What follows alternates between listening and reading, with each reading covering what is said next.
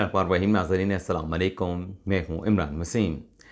नाज़रीन, इस प्रोग्राम में जो एक बड़ी ख़बर आपके साथ हम शेयर करने जा रहे हैं, वो ख़बर नाज़रीन ये है कि एस्टेब्लिशमेंट, जिन्हें हम कभी कभार कंट्रोल टावर कहकर भी मुखातब करते हैं, उस एस्टेब्लिशमेंट ने, उस कंट्रोल टावर ने एक बड़े अहम मामले पर अपने हाथ खड़े कर दिए हैं। अब ये क्या मामला है, क्या माजरा है, कंट्रोल टावर ने किस इशू से अपनी लाताल्लुकी का इजहार किया है और क्यों किया है, ये तफसीलात आप नाज़रीन के साथ हम शेयर करेंगे। लेकिन इससे पहले मैं दो अहम बातें आप नाज़रीन के साथ करना चाहूँगा। एक तो जो कल chief justice of Pakistan justice Umar Bandial की जो सांस की मुबैना ऑडियो सामने आई, उस पर मैं कुछ बातें आप नाज़रीन के साथ करना चाह रहा हूँ। और दूसरी जो बात है, कल जो इमरान खान साहब ने इंटरव्यू दिया एयरवाई न्यूज़ को, मारियम मेमन को, उस इंटरव्यू की नाज़रीन कुछ बातें जो है वो तवज्जो तलब हैं, उस पर भी बात करेंगे। लेकिन सबसे पहले कल जो मैंने चीफ जस्टिस उमर बंदयाल की जो सांस की मुबैना ऑडियो थी, जिस पर मैंने एक वीडियो भी की, लेकिन बाद अज़ा उस वीडियो को मैंने डिलीट कर दिया। अब उस वीडियो को मैंने क्यों डिलीट किया वो भी आप नाज़रीन के साथ मैं आगे चल के शेयर करूँगा। लेकिन उस वीडियो में नाज़रीन जो मैंने सवाल उठाया कि ये मुबैना ऑडियो सोशल मीडिया पे वायरल होने के बाद अब ये सवाल उठाया जा रहा है कि क्या चीफ जस्टिस जो सियासी मामलात के ऊपर आर्टिकल 184(3) का अख्तियार इस्तेमाल करते रहे, दरख्वास्तों को एंटरटेन करते रहे, क्या अपनी सास की जो उनकी दोस्त के साथ ख्वाजा तारिक रहीम की जो अहलियाँ हैं, राफ़िया तारिक साहबा, उनके साथ जो ऑडियो सामने आई है, क्या उसके ऊपर खुद नोटिस लेंगे? तो ये सोशल मीडिया पे चल रहा था और रात गए जो हमारे वज़ीर दाखिला हैं राना सनाउल्लाह साहब, उन्होंने कह दिया कि चीफ जस्टिस साहब इस ऑडियो के ऊपर, मुबैना ऑडियो के ऊपर जो है खुद नोटिस लें। यानी सोशल मीडिया की बात का, सवाल का वज़ीर दाखिला राना सनाउल्लाह साहब ने बाकायदा तौर पे मुतालबा कर दिया। और फिर राना सनाउल्लाह साहब ने यह भी कह दिया कि ये जो फ़ैसले हो रहे हैं, ये अना की बुनियाद पे हो रहे हैं, ये ज़िद की बुनियाद पे हो रहे हैं और घरेलू ख़वातीन के कहने के ऊपर अदालती फ़ैसले किए जा रहे हैं। और इसी किस्म की बात जो है वो मौलाना फजल रहमान साहब ने भी की। आप नाज़रीन को याद होगा कि जब ये 13 अप्रैल को सुप्रीम कोर्ट में जो supreme court practice and procedural bill 2023 से मुतल्लिक़ मुकदमात की समाअत चल रही थी, आप मेरा उस दिन का वीलॉग निकाल के देख सकते हैं, सुन सकते हैं। मैंने उसमें कहा था कि जब हम इस प्रोसीडिंग को नोट कर रहे थे तो एक दोस्त की जाने से मुझे ये कहा गया कि ये कार्रवाई कैसे चल रही है, इस कार्रवाई का बैकग्राउंड क्या है। तो मैंने अपने वीलॉग में बताया था कि उस दोस्त को मैंने ये जवाब दिया कि इस कार्रवाई का रूट क्या है मुझे सब मालूम है। यानी वो दोस्त मुझे कुछ और कह रहे थे, मैंने उनको ये सब कुछ कह के कि मुझे मालूम है कि इसका रूट क्या है, तो उनके सवाल का मैंने जो है उन्हें जवाब दे दिया। अब मैं ये बताना चाह रहा हूँ कि इस वीडियो को मैंने डिलीट क्यों किया। नाज़रीन, ये वीडियो, इसके अंदर जो बातें की गई या ये जो वीडियो थी इट्सल्फ खुद मुझे ये गंद लगा। हालांकि वीडियो मैंने कर दी, उसमें बहुत सारे मैंने सवालात भी उठाए, लेकिन उसके बाद मुझे खुद ज़ाती तौर पे गिल्ट फील हो रहा था। मैं ज़ाती तौर पे एक शर्मिंदा सा, एक अपने आप को बुरा महसूस करना कि ये, जैसे कि मैंने अभी कहा कि ये ऑडियो भी गंद थी। यानी कल के वीलॉग में मैंने आखिर में कहा कि ये सिलसिला कहाँ पे जाके रुकेगा कि ऑडियोज़ के ज़रिए, वीडियोज़ के ज़रिए हमें हमारे कौमी मामलात के हवाले से इस किस्म की शॉकिंग किस्म की इन्फॉर्मेशन मिले, तो ये सिलसिला कहाँ पे रुकेगा। यानी लोगों के ज़हनों में ये सवालात पैदा होना, लोगों के जहन जो है आलूदा होना कि मुबैना तौर पे हमारे मुल्क की मामलात कैसे और किन लोगों की तरफ से चलाए जाते हैं। यानी मैं ये भी सोच रहा था कि इस टैग के साथ, यही बात मैं इस टैग के साथ करने जा रहा हूँ कि मुबैना तौर पे वीडियो दुरुस्त है या दुरुस्त नहीं है, लेकिन जो हमने आइन का हल्फ उठाया है प्रोटेक्ट करने का, उसको प्रिजर्व करने का, प्रोटेक्ट करने का, ये ऑडियो सामने आने के बाद वो हल्फ जो है, क्या उस पर सवालात नहीं उठते, क्या सवालात जन्म नहीं लेते। यानी मुझ जैसा बंदा, जैसे मैंने कहा कि मुझे ये ऑडियो बाद में महसूस होता रहा कि ऑडियो भी गंद है, ऑडियो के अंदर जो बात की जा रही है वो भी गंद है, तो मुझे इतना गिल्ट महसूस हुआ, इतना छोटा महसूस हुआ कि मैंने उस वीडियो को डिलीट कर दिया। जिनसे मुतल्लिक है, क्या उन्हें ये सब कुछ महसूस हो रहा होगा? क्या वो भी मेरी तरह महसूस कर रहे होंगे, फील कर रहे होंगे? तो मैंने तो बहरहाल उसको डिलीट कर दिया। कतई नज़र इस बात के कि उस वीडियो में क्या था, सही था, गलत था, लेकिन मैंने उसको डिलीट कर दिया। अब आ जाते हैं इमरान खान साहब ने जो कल इंटरव्यू दिया, उसमें कौन सी बातें गौरतलब थीं। एक तो नाज़रीन खान साहब ने कहा कि 14 मई से जो सुप्रीम कोर्ट ने तारीख दे दी है इलेक्शन करवाने की, उससे हम आगे नहीं जाएंगे। यानी खान साहब मुज़ाकरात का जो एक ऑप्शन है, जो एक विंडो है, जो सुप्रीम कोर्ट ने भी ओपन कर दी है, उस पर खान साहब आने के लिए तैयार नहीं। खान साहब अपनी हठधर्मी में कायम है। खान साहब अपनी ज़िद मनवाना चाहते हैं, लेकिन क्या खान साहब की ये ज़िद मानी जाएगी? तो बहुत सारे ऐसे महरक़ात हैं, बहुत सारी डेवलपमेंट्स हमारे सामने हैं, इससे पहले की भी, ईद के बाद की भी, कि खान साहब के लिए बहुत कुछ जो है वो लोग करने के लिए तैयार हो जाते हैं। कहता नज़र कि उनकी ज़िम्मेदारी क्या है, उनका मनसब क्या है।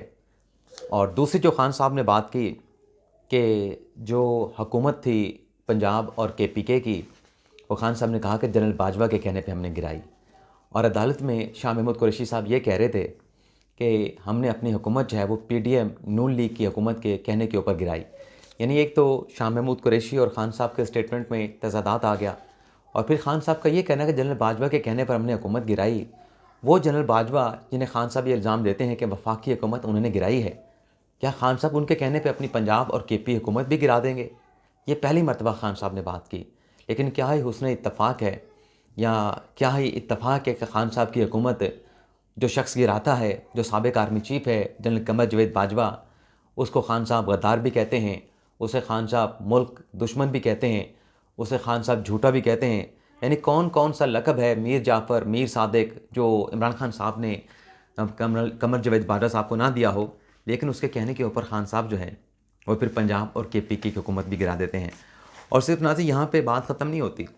यानी मुल्क दुश्मन भी कहा, गद्दार भी कहा, नाकाबिल एतबार भी कहा जनरल बाजवा को, झूठा भी कहा, और साथ में ये भी कह दिया कि मैंने उसे एक्सटेंशन की ऑफ़र भी की।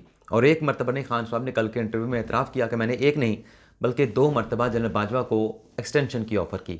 एक मरतबा उन्होंने कहा कि जब मेरी अपनी हुकूमत थी और अदम एतमाद की तहरीक आ चुकी थी, तब मैंने जनरल बाजवा को एक्सटेंशन की ऑफ़र की। और दूसरी मरतबा जब जनरल बाजवा का टेन्योर ख़त्म हो रहा था, तब मैंने उन्हें एक्सटेंशन की ऑफ़र की।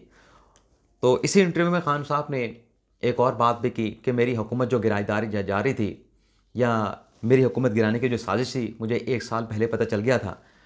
तो अब इसमें भी तज़ाद देखेंगे, अगर खान साहब को पता चल गया था, किसी मिडल ईस्ट कंट्री के सरबराह ने खान साहब को बता दिया था कि जनरल बाजवा आपकी हुकूमत को गिरा सकता है, आपके साथ नहीं है, तो खान साहब फिर 1 साल तक इंतज़ार किस बात का करते रहे? खान साहब तो प्राइम मिनिस्टर थे, खान साहब तो मुल्क के चीफ एग्जीक्यूटिव थे, मुल्क के फ़ैसले तो इमरान खान साहब करते थे। खान साहब के अपने ऑन रिकॉर्ड बातें मौजूद हैं कि बॉस मैं हूँ और वो मेरे नीचे हैं जनरल बाजवा, तो खान साहब ने उन्हें फ़ारिग क्यों नहीं किया? ये सवालात हैं, ये जो बातें हैं, ये तवज्जो तलब हैं। और फिर इसमें खान साहब ने फवाद चौधरी साहब से मुतल्लिक भी बात कर दी, यानी उन्हें शट अप कॉल दे दी। जो फवाद चौधरी साहब ने कहा कि हमें टिकट नहीं मिला, टिकट मिलना चाहिए था। खान साहब ने कहा कि जो हमाद अज़हर हैं, शाह महमूद कुरैशी हैं, और जो अपना फवाद चौधरी साहब हैं, ये मेरे की प्लेयर हैं, ये मेरे वफाक मिनिस्टर थे पिछली हुकूमत में। तो वफाक तो इंजन होता है इस मुल्क को चलाने के लिए, एक इंजन की हैसियत रखता है वफाक, तो वहाँ पे मुझे इनकी ज़रूरत है। अब खान साहब को ज़ाहिर सी बात है, खान साहब बात कर रहे थे वहाँ पे, अगर उनसे पूछा जाता खान साहब अगर ये पंजाब में आप ही जाते तो आपकी मरकज़ में जब हुकूमत बन जाती, आप इन्हें हटा के रिज़ाइन करवा के दोबारा से मरकज़ में भी ले जा सकते थे। लेकिन वहाँ पे क्योंकि सवाल नहीं हुआ, लेकिन सवाल अगर होता तो खान साहब के पास जवाब नहीं होता, बल्कि खान साहब जो है वो लाजवाब हो जाते। अब खान साहब से पूछा गया कि उस्मान बुज़दार और परवेज़ इलाही में कौन बेहतर वज़ीर आला था, तो खान साहब ने इसका भी जवाब नहीं दिया, बल्कि आएँ बाएँ शाएँ करते हुए खान साहब जो है वो लेफ़्ट राइट से होकर निकल गए। और फिर खान साहब से अलीम खान साहब मुतल्लिक़ सवाल हुआ, क्यों खान साहब कह रहे थे कि जब हमारी 2018 में हुकूमत बनी हुई, तब भी 3 धड़े बन गए थे और वो तीनों धड़े चाह रहे थे, यानी सेल्फ क्लेम खान साहब ने कहा कि वो अपने आप को वज़ीर आला बनवा बैठे थे। एक इशारा गालिब ज़ाहिर सी बात है अलीम खान की तरफ था, इमरान खान साहब का। दूसरा खान साहब का इशारा जो है वो फवाद चौधरी साहब की तरफ भी था, क्योंकि फवाद चौधरी भी सूबाई असम्बली के टिकट जीते हुए थे, वो भी उस वक्त भी CM पंजाब बनना चाह रहे थे। और तीसरा इशारा ग़ालिबन जहांगीर तरीन भी उस वक्त जो है वो खान साहब के साथ था, जहांगीर तरीन का ग्रुप भी है, तो उस तरफ था। तो खान साहब ने कहा कि उस्मान बुज़दार के ख़िलाफ़ एक साजिश जो है जनरल बाजवा भी कर रहे थे। यानी इतनी साजिशें जनरल बाजवा ने इमरान खान साहब के ख़िलाफ़ की, लेकिन खान साहब जो है वो ने कोई एक्शन नहीं लिया। खान साहब ने एक्शन नहीं लिया, गद्दार कह दिया, मीर जाफ़र मीर सादिक कह दिया, नाकाबिल एतबार कह दिया, झूठा कह दिया, ब्ला ब्ला ब्ला। लेकिन उसके बावजूद भी खान साहब ने एक्सटेंशन भी दे दी, और एक्सटेंशन के बाद 2 मरतबा फिर तौसीक़ की ऑफ़र भी कर दी। तो खान साहब ने कहा कि जनरल बाजवा जो है अलीम खान को पंजाब का वज़ीर आला बनवाना चाहते थे, और मैं उन्हें पंजाब का वज़ीर आला इसलिए नहीं बनाना चाहता था क्योंकि वो कब्ज़ा माफिया था, वो लैंड ग्रैबर था, उसके ऊपर चार्जेस थे, मुझे पार्टी के लोगों की तरफ से बताया गया, फ़लाँ लोगों की तरफ से बताया गया। ये खान साहब की बात बिल्कुल दुरुस्त तब हो सकती है कि खान साहब का ये एक नैरेटिव था, एक प्रिंसिपल स्टांस था, असूली मौक़िफ़ था कि खान साहब ने ये समझा कि अलीम खान के ऊपर चार्जेस हैं कब्ज़ा माफिया के, लैंड ग्रैबर के, तो फिर खान साहब उनको कोई ओहदा भी ना देते।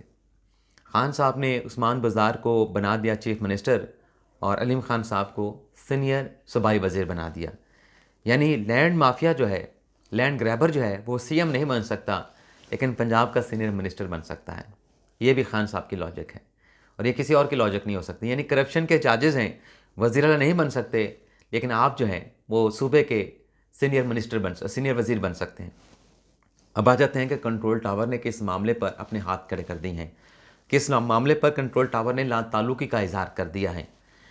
ये जो नाज़रीन मुज़ाकरात का सिलसिला शुरू हुआ है, जिस पे इमरान खान साहब ने भी कोई पॉजिटिव जेस्चर नहीं दिया, मौलाना फजल रहमान साहब ने भी पॉजिटिव जेस्चर नहीं दिया, लेकिन इसकी नाज़रीन वजह यह है कि जो मौलाना फजल रहमान साहब मुज़ाकरात की टेबल पे नहीं आना चाहते, मौलाना फजल रहमान साहब ने तो इसी मौक़िफ़ के साथ, इसी नैरेटिव के साथ के पीके में इमरान खान साहब के खिलाफ इलेक्शन लड़ना है, तो उनकी तो बात समझ आती है।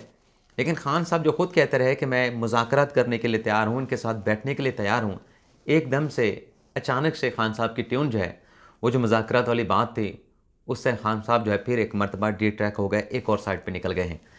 अब ये जो सारा मुज़ाकरात का सिलसिला शुरू हुआ है, कतई नज़र इस बहस के कि कौन इनकार कर रहा है, कौन मुज़ाकरात के टेबल पे आना चाहता है, लेकिन जो एक इम्प्रेशन जाता है कि इसके पीछे कंट्रोल टावर या एस्टेब्लिशमेंट है, वो ये मुज़ाकरात में दिलचस्पी रखते हैं।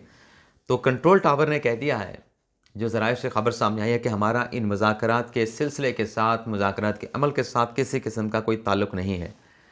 कंट्रोल टावर ऑब्लिक एस्टेब्लिशमेंट का ये कहना है कि हमारा जो मौक़िफ़ है कि हम सियासी मामलात से ताल्लुक़ रहेंगे।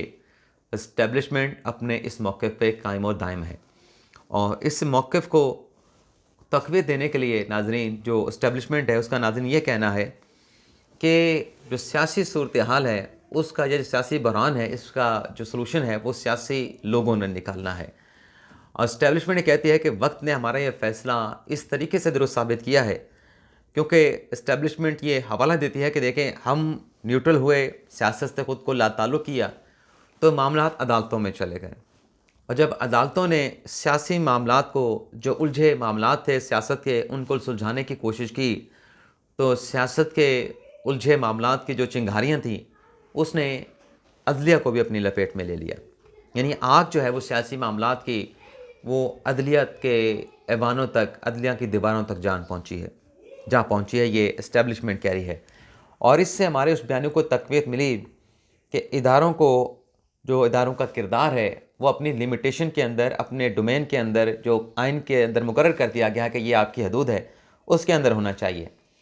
और एस्टेब्लिशमेंट ये कह रही है कि ये जो मुज़ाकरात के लिए कमेटियाँ बनाई गई हैं, जो सिराजुल हक साहब जाके इमरान खान साहब के साथ मुलाकात करते हैं, शहबाज शरीफ के साथ मुलाकात करते हैं, बिलावल जाके शहबाज शरीफ के साथ, मौलाना फजल रहमान के साथ मुलाकात करते हैं, पीटीआई का डेलीगेशन सिराजुल हक के साथ जाके मुलाकात करता है, तो एस्टेब्लिशमेंट ने वाज़ेह तौर पे कह दिया है कि इन तमाम मुलाकातों से, इन तमाम मुज़ाकराती प्रोसेस से और इस सिलसिले में जो कमेटियाँ तश्कील दी गई हैं, इससे हमारा कोई ताल्लुक़ नहीं। और इसकी वजह एस्टेब्लिशमेंट एक ये भी बयान करती है कि अगर इसमें हमारा किरदार हो और हम इन सियासी जमातों को किसी टेबल पे बिठाएँ, तो हो सकता है कि दो फरीक हैं, एक हुकूमत वाले हैं, एक इमरान खान साहब वाले अपोजिशन वाले हैं, तो हो सकता है कि मुज़ाकरात के टेबल पे अगर हम बिठाते तो एक नाराज़ हो जाता, एक राज़ी हो जाता, तो उसका उल्टा हमें और हमारे इदारे को नुकसान पहुँचता।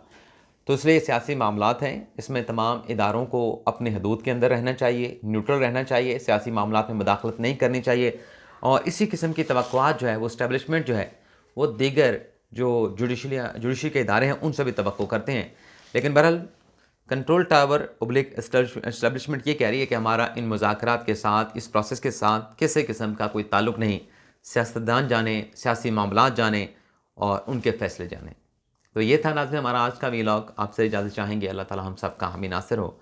अपनी दुआओं में याद रखिएगा। अल्लाह हाफ़िज़।